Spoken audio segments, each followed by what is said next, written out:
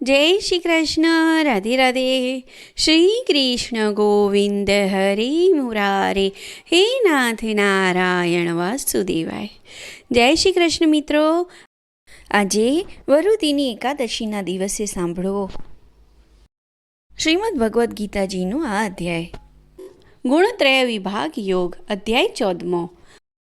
ભગવાન શ્રી કૃષ્ણ કહે છે, હે અર્જુન, બધા જ્ઞાનોમાં જે ઉત્તમ જ્ઞાન છે, જેને જાણીને બધા જ્ઞાનીજનો, બધા મુનિઓ સંસારમાંથી મુક્ત થઈને પરમ સિદ્ધિને પામ્યા છે, તે જ્ઞાન હવે તને કહું છું.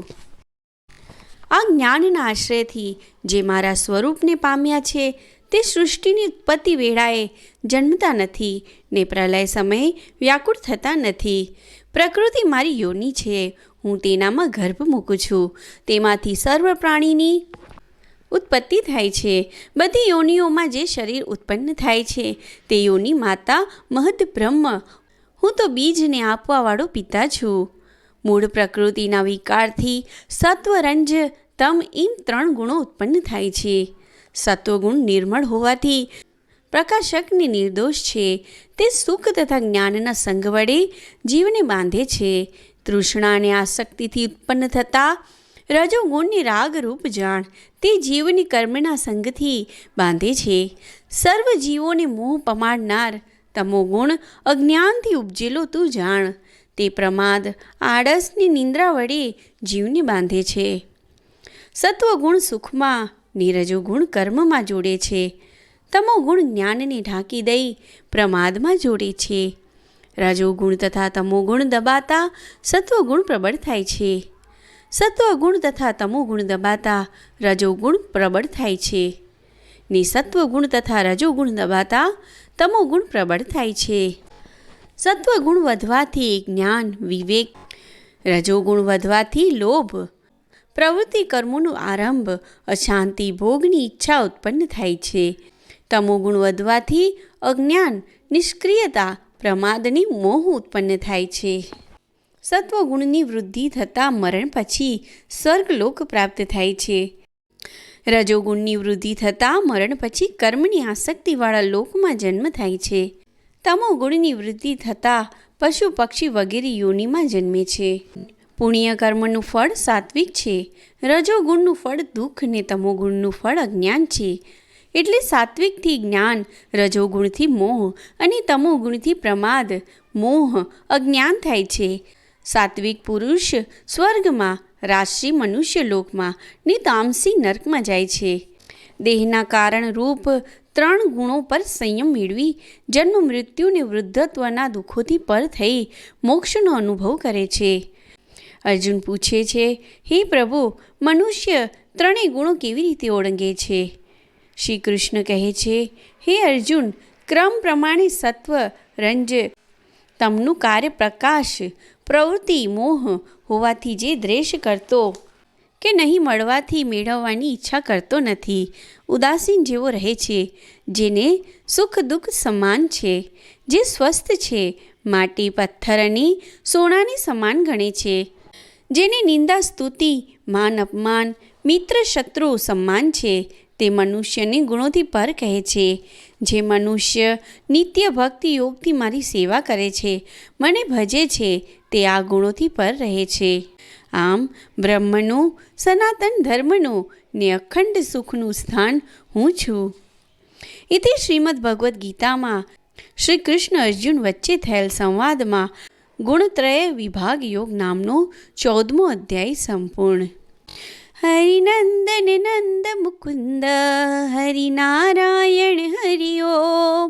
હરિનંદન નંદ મુકુંદ હરિનારાયણ હરિ ઓમ. હરિ કેશવ હરિ ગોવિંદ હરિનારાયણ હરિ ઓમ. હરિ કેશવ હરિ ગોવિંદ હરિનારાયણ હરિ ઓમ. હરિનંદન નંદ મુકુંદ હરિનારાયણ હરિ ઓમ. હરિનંદન નંદ મુકુંદ હરિનારાયણ હરિ ઓમ. જય શ્રી કૃષ્ણ. રાધે રાધે. આયુ, સત્વ, બળ, આરોગ્ય, સુખ પ્રીતિ વૃદ્ધિ કરનાર રસવાળા સ્નિગ્ધ સ્થિર હૃદયને આનંદદાયક આહાર સાત્વિક મનુષ્યને પ્રિય છે. ખાટો ખારો ખૂબ જ ગરમ તીખો લુખો દાહકારક દુઃખ શોક રોગને પેદા કરનાર આહાર રાજસી મનુષ્યનો પ્રિય છે. જ્યારે વાસી ઠંડો નીરસ દુર્ગંધવાળો એઠો અપવિત્ર આહાર તામસી મનુષ્યને પ્રિય હોય છે. જય શ્રી કૃષ્ણ. રાધે રાધે. 14મા અધ્યાયનું મહાત્મય ફળ. ભગવાન શંકર પાર્વતીજીને અને ભગવાન વિષ્ણુ લક્ષ્મીજીને કહે છે કે હવે તમે 14મા અધ્યાયનું મહાત્મય ફળ સાંભળો. દક્ષિણમાં મહારાષ્ટ્ર પ્રદેશમાં બ્રહ્મદત્ત નામનો એક બ્રાહ્મણ રહેતો હતો. તે પવિત્ર અને ધાર્મિક વૃત્તિવાળો હતો.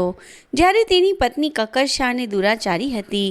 દિવસે દિવસે તેનું દુરાચારીપણું વધતું ગયું. બ્રાહ્મણે ઘણું સમજાવ્યું છતાં તે પતિનું કહેવું માનવા તૈયાર ન થઈ. છેવટે એક દિવસે ક્રોધાવેશમાં આવી બ્રાહ્મણે તેનું ગળું દબાવી મારી નાખી. આ દુરાચારી સ્ત્રી અનેક નરક યાતના ભોગવ્યા પછી તે એક રાજાને ત્યાં કૂતરીનો અવતાર પામી. બીજી બાજુ આ બ્રાહ્મણને પણ સ્ત્રી હત્યાનું પાપ લાગતા તે મરણ પામતા અનેક યાતના વેઠતા વેઠતા સસલાનો જન્મ પામ્યો. એક દિવસ રાજા પોતાની કૂતરી સાથે લઈને જંગલમાં શિકારે ગયો. ત્યાં રાજાએ સસલાનું એક ઝુંડ જોયું, જેથી તેણે કૂતરીને છૂટી મૂકી દીધી. કૂતરી સસલાની નજીક આવી. તેણે પૂર્વભાવના પતિને જોયો ને તેને બદલો લેવાની વૃત્તિ થઈ. સસલાઓ કૂતરીને જોતા ભાગવા માંડ્યા. કૂતરી બીજા સસલાઓ સામે નજર ન કરતા પોતાનો પતિ હતો તે સસલાને દોડીને પકડ્યો. સસલો પણ પોતાની પૂર્વભાવની પત્નીને ઓળખી ગયો. તેને પોતાનું ગળું છોડાવી બેહોશ હાલતમાં તેણે જીવ બચાવવા ઝડપથી ભાગવા માંડ્યું. આ સસલો એક મુનિના આશ્રમના દ્વાર આગળ આવીને મરણ પામ્યો. કૂતરી પણ ત્યાં આવી પહોંચી. ઓચિંતા એક ઝાડ તેના પર પડતા તે પણ ત્યાં જ મૃત્યુ પામી. રાજા કૂતરીને શોધતો આવ્યો. આ આશ્રમમાં તપસ્વી બહારથી આવીને એક શિલા પર પોતાના પગ ધોવા લાગ્યા.